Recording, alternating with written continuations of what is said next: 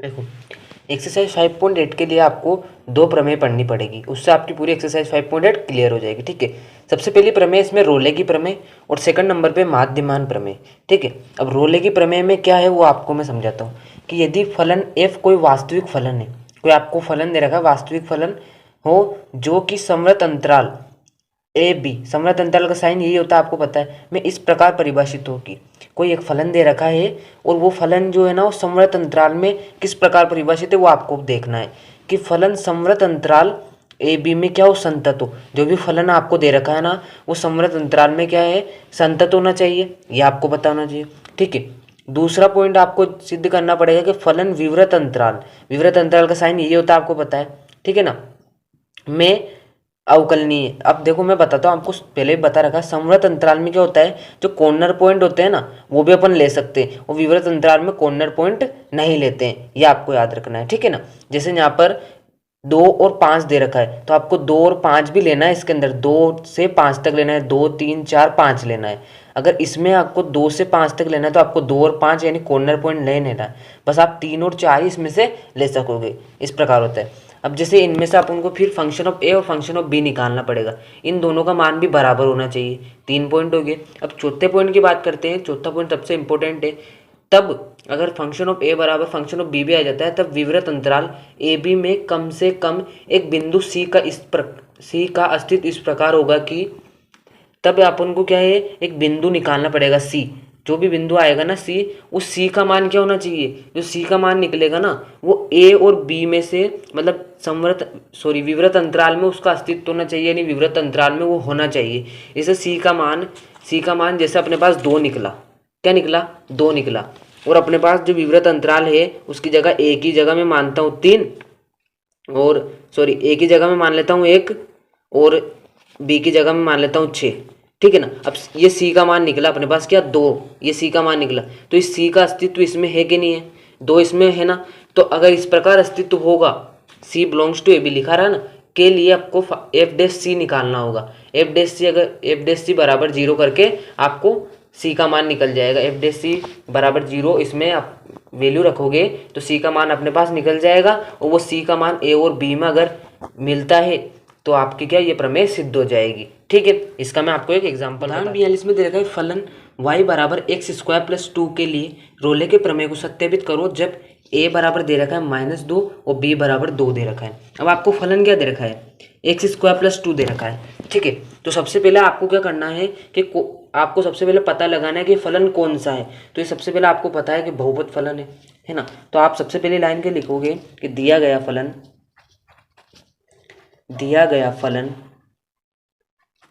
Function of x, आपको बस ये याद रखना है, हर एक में ये फॉर्मेट चलेगा। दिया गया फलन फंक्शन ऑफ एक्स बराबर x² + 2 एक बहुपद फलन है,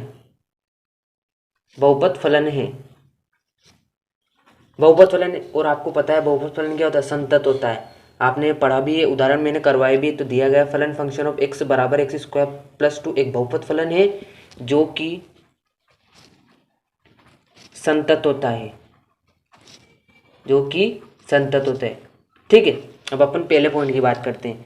पहले पॉइंट में क्या पूछ रहा है, पहले पॉइंट में आपको पॉइंट है कि फलन समवर्त अंतराल में संतत हो। तो देखो, अब बहुपद फलन ये संतत होता है तो ये हर जगह संतत होगा, तो ये समवर्त अंतराल में भी क्या होगा, संतत ही होगा। तो अपन लिख देते हैं फलन क्या दे रखा आपको, फंक्शन ऑफ एक्स बराबर x² + 2 समवर्त अंतराल में। अब समवर्त अंतराल क्या है, देखो समवर्त अंतराल को बड़े कोष्ठक में लिखते हैं, आपको पता है कॉर्नर पॉइंट भी लेते हैं। तो a बराबर क्या है -2 और b बराबर क्या है 2, तो ये आ गया। तो फलन फंक्शन ऑफ x बराबर x² + 2 समवर्त अंतराल, ये समवर्त अंतराल में संतत है। पहला पॉइंट आपके क्लियर हो गया। अब दूसरे पॉइंट में आपने से उसने पूछा है, दूसरे पॉइंट में ये सिद्ध करना है कि फलन विवृत अंतराल में अवकलनीय हो। विवृत अंतराल में भी अवकलनीय होना चाहिए फलन को। तो हम लिखते हैं कि सबसे पहले इसका अपन क्या अवकलन भी इसका साथ में लिख लेते हैं। तो अवकलन को आप पहली बार अवकलन करते हैं तो एफ डैश एक्स लिख सकते हैं, उसको क्या लिख सकते हैं, एफ डैश एक्स। तो देखो कि बहुपद फलन फंक्शन ऑफ एक्स दे रखा है आपको। अब फंक्शन ऑफ एक्स बराबर क्या दे रखा है, x² + 2 का एफ डैश एक्स, यानी इसका अवकलन, इसका क्या करेंगे अपन अवकलन, पहली बार अवकलन करते हैं तो एक बार डैश लगाते हैं, तो इसका अवकलन क्या होगा, देखो एक्स स्क्वायर का अवकलन 2x और 2 का अवकलन कितना हो जाएगा 0, यानी फंक्शन ऑफ डैश एक्स का अवकलन क्या हो जाएगा 2x का विवृत अंतराल, 2x विवृत अंतराल में अवकलनीय है। अब वो अवकलनीय कैसे है, देखो अब देखो बहुपद फलन क्या है, समवर्त अंतराल में संतत है, ठीक है ना। तो बहुपद फलन आपको जो दे रखा है उसका अपन ने अवकलन निकाला, तो अवकलन भी तो विवृत अंतराल में अवकलनीय होगा, ठीक है ना, और विवृत अंतराल अवकलनीय होगा, यह बात भी आपको समझ में। अब विवृत अंतराल लिख लेते, विवृत अंतराल क्या होगा, देखो विवृत अंतराल को इस कोष्टक में लिखते हैं आप, ठीक है, छोटे कोष्टक में, तो ये -2 ए बराबर ये और बी बराबर 2 है, तो विवृत अंतराल में भी अवकलनीय होगा। यदि कोई फलन संतत है तो समवर्त अंतराल में क्या होगा, संतत होगा, और उसका जो एफ डैश एक्स यानी उसका अवकलन होगा वो विवृत अंतराल में अवकलनीय होगा। तीसरे पॉइंट की बात करते हैं, तीसरे पॉइंट में उसने दे रखा है ये, अब आपको क्या करना, एक बिंदु निकालना है, यानी एक फंक्शन ऑफ ए और फंक्शन ऑफ बी निकालना है पहले, तो फंक्शन ऑफ ए निकाल लो आप। फंक्शन ऑफ ए क्या निकलेगा, देखो ए बराबर क्या अपने पास -2, यानी फंक्शन ऑफ -2 आ जाएगा, ठीक है। अब फंक्शन ऑफ -2 यानी आपने क्या रखा है, इसको इस जगह मान लो, एक ही बात है, -2 यहाँ पर रखा है एक्स के स्थान पर आपने, तो यहाँ पर भी -2 आ जाएगा, तो -2 का स्क्वायर प्लस 2। आगे सोल्व करेंगे तो कितना आ जाएगा, देखो सबसे पहले इसको देखते हैं, तो कितना हो जाएगा, 2 दूनी 4 हो जाएगा, माइनस तो प्लस हो जाएगा, और 4 और 2 कितने हो जाएंगे 6, यानी फंक्शन ऑफ ए बराबर कितना है 6। फंक्शन ऑफ बी निकालेंगे तो क्या आ जाएगा, फंक्शन ऑफ 2, बी बराबर क्या देगा 2, तो बी की जगह क्या है 2, अब इसकी जगह 2 आ गया, यानी यहाँ पर क्या लिखेंगे एक्स स्क्वायर, ठीक है ना, एक्स के पद पे निकाल रहे तो यहाँ पर 2 स्क्वायर हो गया प्लस 2 हो गया, तो फंक्शन ऑफ बी बराबर की कितना आ गया 6 आ गया। अब इसमें देखो आप कि फंक्शन ऑफ ए बराबर फंक्शन ऑफ बी है, फंक्शन ऑफ ए बराबर फंक्शन ऑफ बी। अब आपको प्रमेय में क्या सिद्ध करना था कि अगर फंक्शन ऑफ ए बराबर फंक्शन ऑफ बी होता है तो आपको एक बिंदु सी निकालना पड़ेगा। अब बिंदु सी निकालेंगे तो सी निकालने के लिए आपको क्या करना पड़ेगा, सबसे पहले आपके पास फंक्शन ऑफ ए और फंक्शन ऑफ बी भी आ गया, ठीक है ना। अतः इसको मैं लिख लेता हूँ अतः, ठीक है ना, फंक्शन ऑफ ए बराबर फंक्शन ऑफ बी, अतः एक बिंदु x बराबर सी के लिए, यानी x के स्थान पर क्या आएगा c, x बराबर c के लिए एफ डैश सी बराबर 0। ये तो आपको प्रमेय में दे रखा है कि एक बिंदु है c के लिए, उसके लिए एफ डैश सी बराबर क्या है 0 है, यानी आपको क्या एफ डैश सी का जो मान है वहाँ पर c रखना है और आपको c का मान निकालना है। देखो अब ये क्या है, ये रहा एफ डैश सी, अब x की जगह क्या रख दिया मैंने, c रख दिया, ठीक है। अब इस 2x की जगह मैं मान रखूँगा तो क्या आ जाएगा, एफ डैश सी बराबर अपने पास क्या देता, एफ डैश सी बराबर क्या 2, ठीक है। अब x की जगह क्या रखना है आपको c, क्योंकि x बराबर c है ना, x बराबर c के लिए निकालना, यहाँ पर भी क्या आ जाएगा 2c बराबर में 0 आ जाएगा। अब c बराबर 0/2, तो c बराबर कितना बनेगा 0 ही बनेगा, और ये 0 जो है। अब तीसरी बात उसने क्या की कि ये जो भी मान आएगा ना आपका, वो विवृत अंतराल में क्या हो, विवृत अंतराल में इसका अस्तित्व होना चाहिए। अब विवृत अंतराल में इसका अस्तित्व होगा कि नहीं होगा, 0 -2 और 2 के बीच में है या नहीं, मैं आपको और एक्सप्लेन करके बता देता हूँ।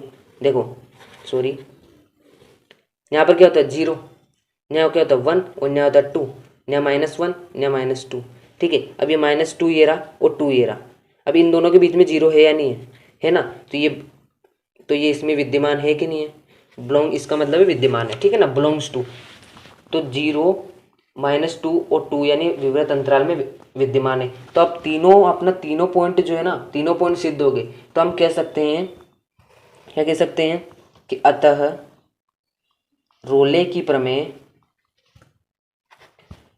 प्रमेय सत्यापित होती है, रोले की प्रमेय सत्यापित होती है। आपको तीनों पॉइंट निकालने पड़ेंगे, तीनों पॉइंट आएंगे जब भी रोले की प्रमेय सत्यापित होगी। यदि यहाँ पर फंक्शन ऑफ ए बराबर फंक्शन ऑफ बी नहीं आता है तो आपको इतनी आगे की क्रिया करने की जरूरत नहीं है, क्योंकि फिर तो प्रमेय सत्यापित ही नहीं होगी, ठीक है। माध्यमान प्रमेय ये दूसरे नंबर की प्रमेय है।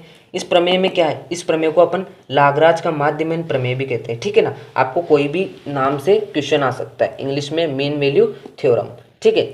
अब इसमें क्या कहता है कि यदि कोई फलन समवर्त अंतराल ए बी में इस प्रकार परिभाषित है, क्या इस प्रकार समवर्त अंतराल में कोई फलन किस प्रकार परिभाषित है वो आपको दो बिंदुओं में यहाँ पर बता रखा है कि फलन f समवर्त अंतराल ए बी में संतत हो, फलन f जो है वो समवर्त अंतराल ए बी में संगत हो। ये तो रोले की प्रमेय भी पॉइंट था।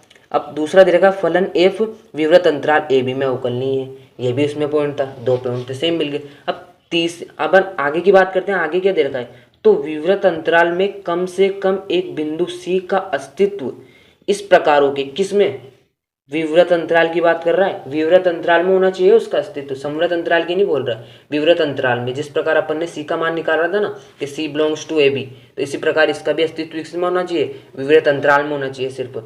इस प्रकार अस्तित्व हो कि एफ डे सी बराबर function of B minus function of A upon B minus A. ये आपको एक फॉर्मूले से आपको याद रखना है कि जो C का मान होगा ना उसको अपन इस प्रकार से निकालेंगे एफ डे सी करके, ठीक है। अब मैं आपको एक एग्जांपल बताता हूँ, आपको जल्दी समझ में। उदाहरण नंबर 43 में दे रखा है अंतराल 2,4 में फलन फंक्शन ऑफ x बराबर x² के लिए माध्यमान प्रमेय को सत्यापित करो। तो इसको सिद्ध करते हैं अपन, है ना। अब देखो सबसे पहले आपको क्या दे रखा, बहुपद फलन दे रखा है, ये संतत होता है आपको पता है। सबसे पहले आप लिख दो कि फंक्शन ऑफ x बराबर x² एक बहुपद फलन है, ठीक है, एक बहुपद फलन है। अब पहला पॉइंट में आपको क्या सिद्ध करना होता है कि जो फलन है वो समवर्त अंतराल में संतत है। तो देखो बहुपद फलन संतत है, सॉरी मैं संतत लिखना भूल गया, बहुपद फलन संतत है तो विवृत अंतराल में भी क्या होगा, संतत होगा। तो लिख देंगे अपन फंक्शन ऑफ x विवृत अंतराल, विवृत अंतराल। अब विवृत अंतराल क्या अपने पास, ये रहा 2,4 में संतत है। पहला पॉइंट अपना क्लियर हो गया। दूसरा पॉइंट क्या है, दूसरा पॉइंट ये बोलता है कि जो फलन है ना उसका जो एफ डे से निकालेंगे ना वो अवकलनीय हो, ठीक है ना, किसमें, समवर्त अंतराल में अवकलनीय है। तो सबसे पहले अपन क्या लिखते हैं, फंक्शन ऑफ x बराबर क्या है, यानी फलन अपने पास क्या है, x² का F day x, F day x निकालेंगे यानी कितना जाएगा 2², इसका अवकलन ही निकाला। फंक्शन ऑफ x का x² बराबर x² का एफ डे एक्स बराबर 2x, इसका अवकलन निकाला अपन ने। ये मतलब जो विवृत अंतराल होता है, सॉरी समवर्त अंतराल होता है ना, उसमें क्या होगा, ये इसका अवकलनीय होगा, ठीक है। तो सबसे पहले अपन बिंदु क्या निकालेंगे, अंतराल विवृत अंतराल